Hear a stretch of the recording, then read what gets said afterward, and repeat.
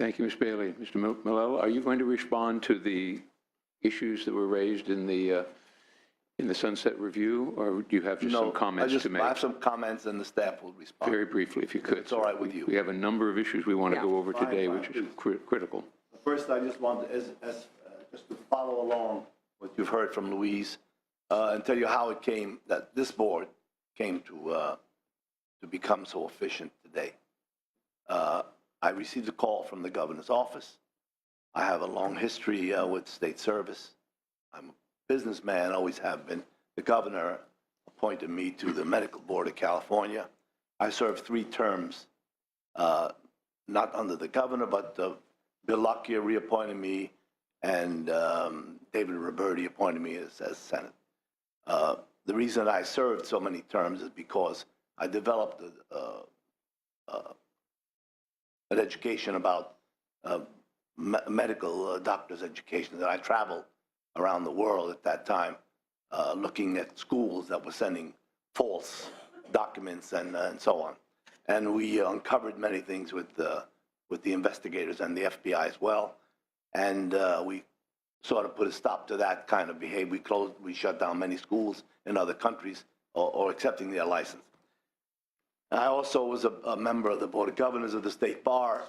I was vice president of the State Bar for 3 years, and I have a little history. So I received a call from the governor when he wanted to reconstitute this board. He needed someone with a little experience in government because he was about to appoint nurses without any experience. They were great nurses, and they were community active people, but they had no great knowledge generally in board service. So we continued. We found a backlog of 500 cases that were not touched for all that period of time. And before that, because if they got to that point, they were already a year and a half in the process. And we quickly, we trained the people and the new members to read cases properly and not rush through, but adjudicate these cases properly. And we have removed that backlog early on in our process. And we are very up to date in the work we do, and our members of the board are very well trained and do a great job. I'm also proud to be a member of this board, even though I promised the governor I'd stay 1 year, and now I'm on my 3rd. So yeah. After the sunset, we were in sort of a mess of we just trying to get it together. And I think that we've done a good job, and we can go on. And I'm basically, I could answer any question you like. Well, no, I mean, there were issues that are raised. You say, you brought efficiencies and other things to the board, and I think that's commendable. There are a number of issues that have been raised in the Sunset Review that I think need to be addressed. And as you know, the recommendation at the end is to sunset the board. So if we could go to that, and we have the items on the agenda, issues 4 and 5, the fund condition and fees. If you read the issues, and yes, if you could respond to those, I'd sure appreciate it. Thank you very much. Update on the board's budget. The board's fund condition as of February 10th, 2015 shows we have a reserve of 0.7 months. Could you move that down a little bit, the microphone down a little closer to your mouth? That would be great. 0.7 months for the current fiscal year. In fiscal year 2015-2016, we are projected to have a 0.1 month reserve. However, in the past, we've exceeded our Attorney General and Office of Administrative Hearing line items for 3 out of the last 4 years, and have had to request additional spending authority to accommodate the board's need to continue to protect the public through our disciplinary process. The board is taking the following steps to address our projected fund deficit. We are introducing a fee regulation at our April 2nd board meeting to increase all fees to their statutory maximum. It is projected that this will provide enough revenue for the board to remain solvent through fiscal year 2015-2016. The board has also issued a request for proposal to vendors to conduct a fee audit. The board has received 1 proposal and awaits a second one, which has been promised by Wednesday of this week, in order for the board to immediately award a contract. The board anticipates the audit will be completed by the end of June or early July.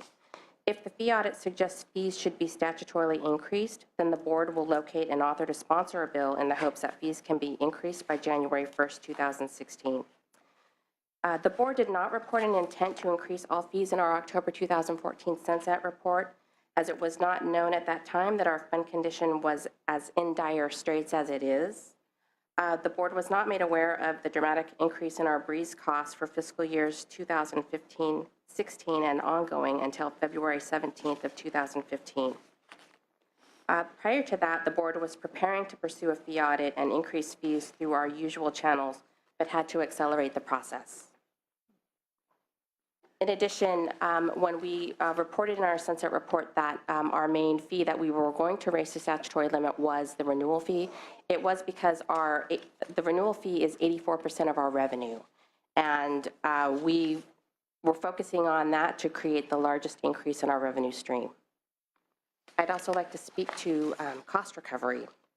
You know, on the fees, if I could ask, the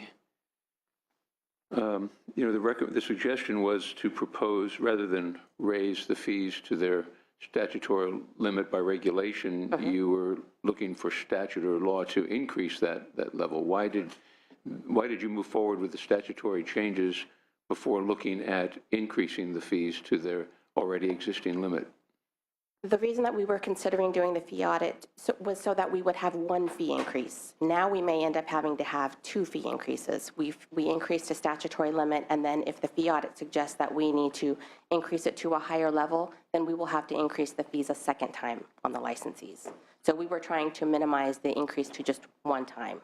But at this point, you don't know what the fee increases will be if you were to raise the fees that are, you have the statutory maximum already is quite a bit higher for all of the levels that you have. If you were to, is that audit going to determine what revenue would be increased based on just the renewal increase? That's the only one you're planning to do? No, they will be looking at all of the fees. They'll be looking at all of the fees? Yes. And when would that be completed?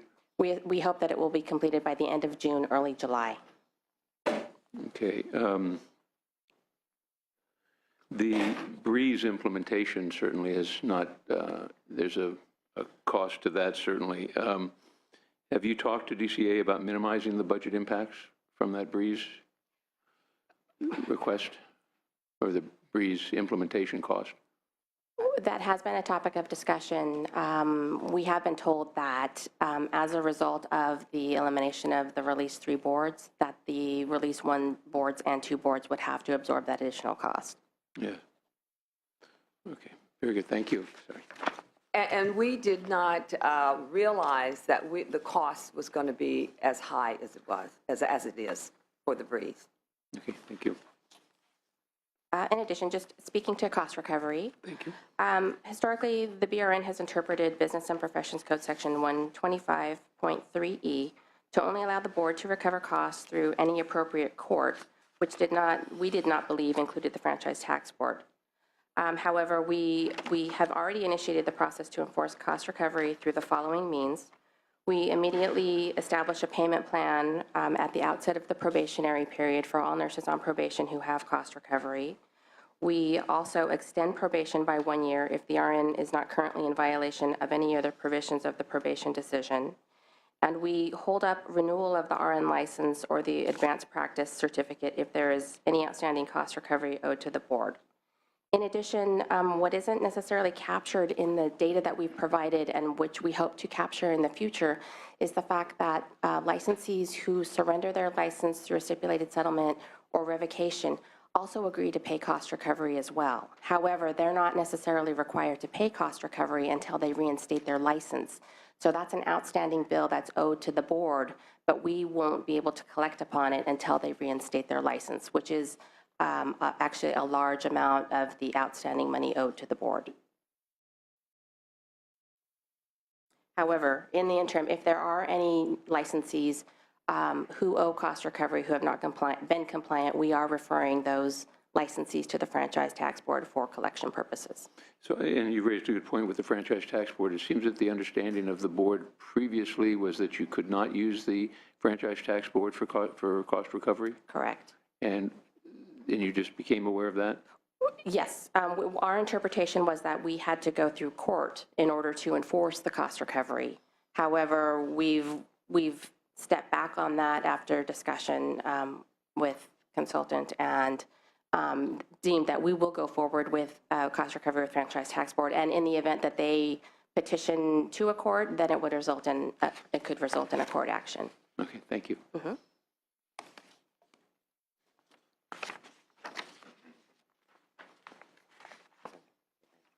So item 2?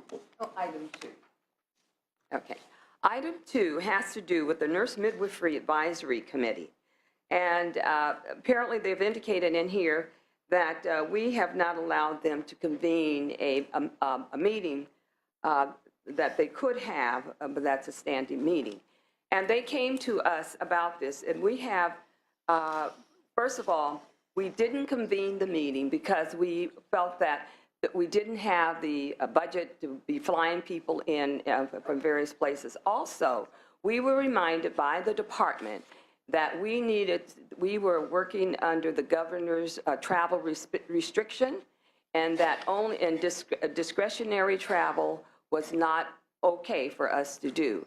And Would this, I'm sorry, is this considered discretionary travel if it's a committee of the board? yeah, having, if you didn't have to have, well, I guess it could have not have been as discretionary, but we had a means for these nurse midwives to come to us, and they have been. We've been working with them in and out the committee since 2011.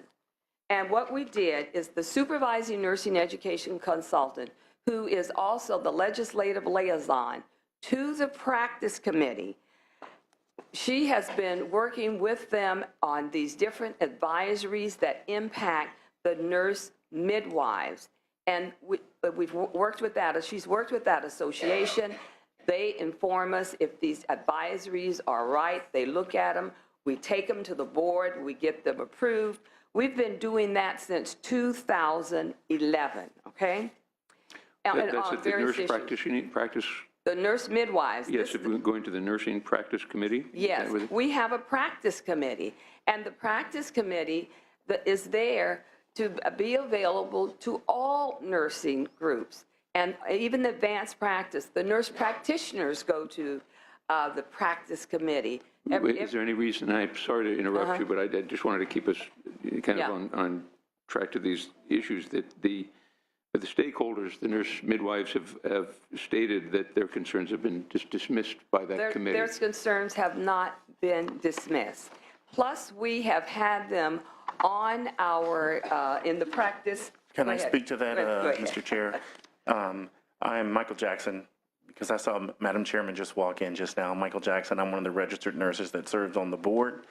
And during our practice committee time, which is usually the next to the last committee meeting, we've opened this meeting up on multiple occasions to the midwives group to have an extended period of time and discussion about their issues that they've brought forward. We've had at least 3 of the midwives in that organization come forth and bring their issues forward to discuss during the nurse practice time. We've even allowed time to go over so they can spend an ample amount of time to bring their issues forward. And also, one of the issues that the nurse midwives brought to the committee was that they wanted to be able to get a license as a licensed midwife. The licensed midwives come under the authority of the medical board. And because of a recent that the licensed midwives do not have to be under supervision of a physician, so the nurse midwives also wanted that. And so they felt we would like to become a licensed midwife and do certain midwifery work and not be under a physician. So they asked about that. I personally spoke with the our legal counsel, and had her to set up a meeting with the medical board and their legal counsel. And we did meet. This was in mid-May of last year. We met and talked about it, because we didn't have any opposition for them, against them becoming a licensed midwife. The medical board would have to determine that, and the medical board would have to formulate a statute or regulations. And so that's where that is. It's in the hands of the medical board if indeed they want them to, or find an avenue for them to become a licensed midwife. Also, in these deliberations that Mr. Jackson mentioned, the chair of the board even recommended to the nurse midwifery, why don't you get a bill so you can get the law changed so that you, as certified nurse midwives, do not have to work under the supervision of a physician. And lo and behold, they do have a bill now that addresses that particular area. And we will be hearing that bill next week on the 2nd in the Legislative Committee. So we have addressed their concerns, and it's in the minutes. This is the bill, and where's the bill coming from? The bill. I don't have the number offhand. No, that's okay. I did. But it will become. We will. Is the board sponsoring the bill? No, we're not sponsoring the bill, but we're hearing the bill. We will be. We follow. You're hearing it in the legislature. We will be hearing that bill. And yes. why didn't you sponsor the bill? Was there a reason? No. Well, right. Also, to sponsor a bill and the work that is involved, we need to have a person or persons to carry our legislation, really. The person that we have right now who is working on as our legislative analyst is also cross-trained and has to work on licensing issues in terms of renewals, because every month we have maybe 1,200 renewals that staff have to go in and fix until this fix gets done through the breeze. We need to have the staff so that we can sponsor bills and we can do more with legislation. We would love to have that. Back in 2010, when we were undergoing the sunset review, we submitted a supplemental to the committee that had to do with staffing and the staffing issues that we have. We have been understaffed for many, many years. Now, we did get additional staff for the enforcement, but we have not had additional staff in terms of the other areas that we need staffing in. For instance, like in our call center. Yes, of course. Yeah, we get approximately 2,000. Could Assemblymember Bonilla ask you a question, please? I want to refocus the discussion a little bit back to the issue and that we were talking about, and that is the meeting of the committees. That Yeah. really seems to be, it's not really about staffing or about a bill or what particular issue may be on the table right now. It seems the real issue is about these committees. They've designed to meet, Yeah. and they're not meeting. And so what are you going to do about that? I mean, are you going to pursue having this structure of these committees, the NAAC and the EIW, and then the nurse midwives on top of it? I mean, what's your plan going forward? You can't just have committees and then not have them ever meet. And of course, you're going to then generate complaints from the people who want their issues heard more than in, the last few minutes of a regular meeting. So what is the holdup? Why aren't these committees meeting? The committees that you're speaking of, the workforce committee has met. The workforce committee has met, yes. No, but I mean, what's the schedule of all of these? I mean, Yeah. are these all on You a regular? indicated that it did not meet, the midwifery committee. I'm talking about the midwifery one, that special one has not met. Yes, I admit that one wholeheartedly. And we will go ahead and we will have them to meet. But my point was that they have an avenue to come through the nurse practice committee. Yeah, but our question, I guess, and that we really want addressed is the avenue is the committee Right. that they have, and that is not being used, and then there's some combining of other committees that could happen. Are you looking at this structure to ensure that there is a better forum for your constituents to come and have discussions and then share that with the board? Do you see that as something that's going to help you to function more effectively as a board, or do you really not see it that way? Because that's the impression that is coming through, is that those committees really don't matter. The board is going to function regardless of whether the committees are there or not, or whether they meet or not. Well, the other two committees have met. The Education Advisory Committee, they have met every year. Every year that committee has met. And the reason they meet is because we have a survey that we do on all of the schools, and they look at that survey. They're the ones who decide on the kinds of questions, what has come out of that survey. That is what that committee does, and that committee has met. And the Workforce Committee, that committee, they also have met. Okay. I guess, and I just want to challenge that for 1 second. Yeah. I'm looking at the comments that the EIW work was done by email in 2012, 6/5/13, 6/2/14, and again in 1/14/14. So a meeting by email, is that how the meetings are conducted?